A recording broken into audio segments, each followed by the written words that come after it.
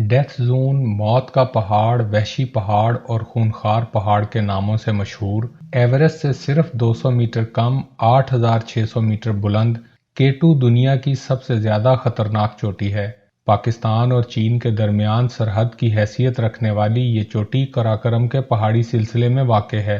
کوہ پیمائی کے ماہرین کے مطابق K2 ماؤنٹ ایورسٹ سے 1000 گنا زیادہ خطرناک اور مشکل پہاڑ ہے۔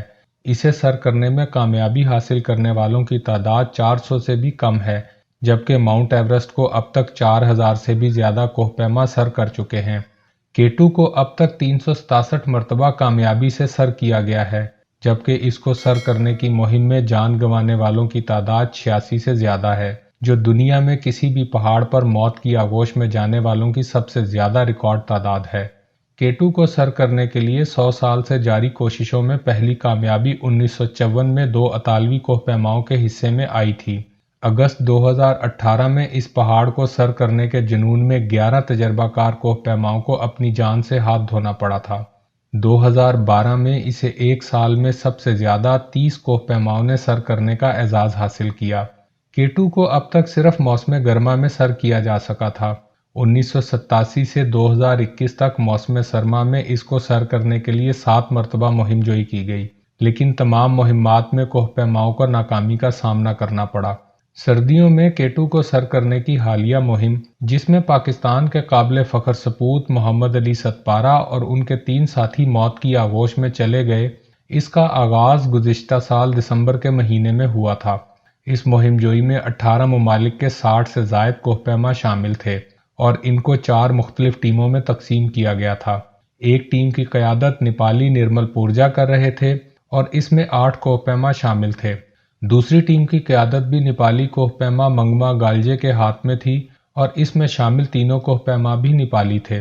تیسری ٹیم میں اطالوی کوہ پیما جان سنوری، پاکستانی کوہ پیما محمد علی ستپارہ اور ان کے بیٹے ساجد ستپارہ کے علاوہ 3 دیگر کوہ پیما شامل تھے۔ چوتھی ٹیم 7 سمٹ ٹریک کے نام سے تشکیل دی گئی تھی اور اس میں 20 مشہور زمانہ کوہ پیماؤں کے ساتھ 49 مہم جو شامل تھے۔ ان چاروں ٹیموں میں سے 10 خوش نصیب نیپالی کوہ پیماؤں کے حصے میں یہ کامیابی آئی کہ انہیں تاریخ میں موسم سرما میں پہلی مرتبہ K2 سر کرنے کا اعزاز حاصل ہوا۔ یہ مارکہ کوہ پیمائی کی تاریخ کا سب سے مشکل مارکہ ہے۔ اس ناممکن کو ممکن بنانے پر نیپالی کوہ پیما اور نیپالی حکومت دونوں مبارکباد کے مستحق ہیں۔ موت کے پہاڑ کو سر کرنے کی خوشی میں جہاں نیپالی کوہ پیماؤں کو ساری دنیا سے مبارکبادوں کا سلسلہ جاری ہے، وہیں جان سنوری، محمد علی ستپارہ اور پابلو موہر کی گمشدگی پر لاکھوں دل افسردہ بھی ہیں۔ اس افسردہ ماحول نے اس وقت ایک تکلیف دہ صورتحال اختیار کی جب پاکستان کے مایہ ناز کوہ پیما نذیر صابر کے منہ سے کچھ ایسے جملے ادا ہوئے جن میں محمد علی ستپارہ کو نیچا دکھانے کا تاثر مل رہا تھا۔ اپنی غلطی کا احساس ہونے پر نذیر صابر نے اس تاثر کی نفی کرتے ہوئے کہا کہ مذکورہ انٹرویو انہیں سوالوں کے جال میں پھنسا کر لیا گیا تھا۔ حالانکہ انہوں نے علی ستپارہ کی فیملی اور پاکستانی قوم سے معافی بھی مانگ لی، لیکن اس وقت تک کمان سے نکلا ہوا تیر بہت دور تک مار کر چکا تھا اور سوشل میڈیا پر کئی بحثیں جنم لے چکی تھیں۔ اس موقع کا فائدہ اٹھا کر BBC بھی میدان میں کود پڑا۔ BBC جو خاص طور پر افغانستان میں طالبان کی شاندار فتح کے بعد اپنی رپورٹس میں ایسے کیپشن استعمال کر رہا ہے جس میں اس کا مسلمانوں کے ساتھ تعصب اور بغض واضح جھلکتا ہے، اس نے علی ستپارہ اور ان کے ساتھیوں کی گمشدگی کے دوران ایک رپورٹ میں ایسے ہی کیپشن کا استعمال کیا۔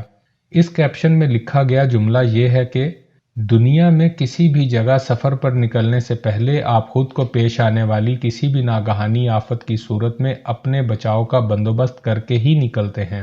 جو لوگ صحافت کے پیشے سے وابستہ ہیں انہیں معلوم ہے کہ کسی خطرناک مشن کے لیے مہم جوئی کرنے والوں کی ہمیشہ حوصلہ افزائی کی جاتی ہے اور ایسے کیپشن استعمال نہیں کیے جاتے۔ خاص طور پر دکھ اور پریشانی کی گھڑی میں ایسے الفاظ کا استعمال صحافتی بددیانتی کے زمرے میں آتا ہے۔ اس کے بعد BBC نے اپنی ایک ویڈیو رپورٹ میں ایک اور پنڈورا باکس کھولا، جس میں پیشگی یہ سوال اٹھایا گیا کہ اس بات کی تصدیق کس طرح ہو کہ آیا علی ستپارہ اور ان کے ساتھیوں کو حادثہ K2 سر کرنے کے بعد پیش آیا۔ اس رپورٹ میں کسی مہم کو سر کرنے کی جانچ پڑتال کے پیمانوں کو بھی خاص طور پر بیان کیا گیا۔ اور 2016 میں تصویری شواہد کی مدد سے ایورسٹ سر کرنے کا دعویٰ کرنے والے 2 بھارتی کوہ پیماؤں کے جھوٹ کا تذکرہ بھی کیا گیا۔ فوٹو شاپ تصاویر دکھا کر ایورسٹ سر کرنے کا جھوٹ بولنے پر ان کوہ پیماؤں پر 6 سال کے لیے پابندی عائد کر دی گئی تھی۔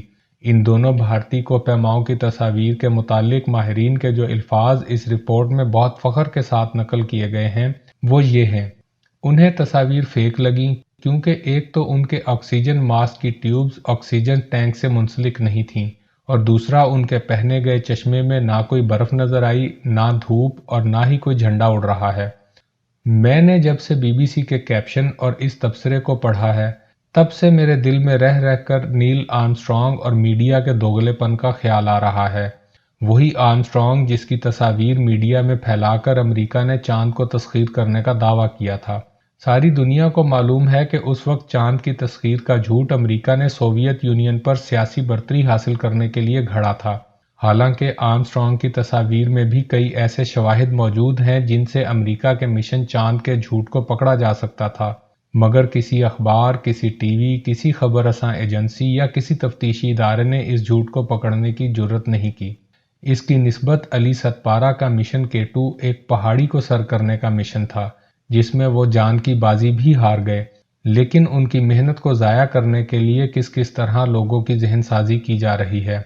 افسوس کہ امریکہ چاند پر پہنچنے کا جھوٹا دعویٰ کر دے، امن کے نام پر ساری دنیا میں خون کی ہولی کھیلتا پھرے، دہشت گردی کے نام پر جس وقت جس ملک پر چاہے حملہ کر دے، ڈرون حملے کر کے معصوم جانوں کو نشانہ بنا لے، اس کے بارے میں کوئی سوالیہ کیپشن، کوئی سرخی، کوئی ہیڈر نہیں لگایا جاتا۔ لیکن کسی غریب ملک کا کوئی جفاکش کوہ پیما مشن K2 میں اپنی جان سے بھی چلا جائے تو اس کی موت کے بعد بھی اس کی محنت اور نیک نیتی کے بارے میں شکوک و شبہات پیدا کرنے کی کوشش کی جاتی ہے۔ زندگی کی ہر خوشی پاکستان سوشل ٹی وی، اپنی دھن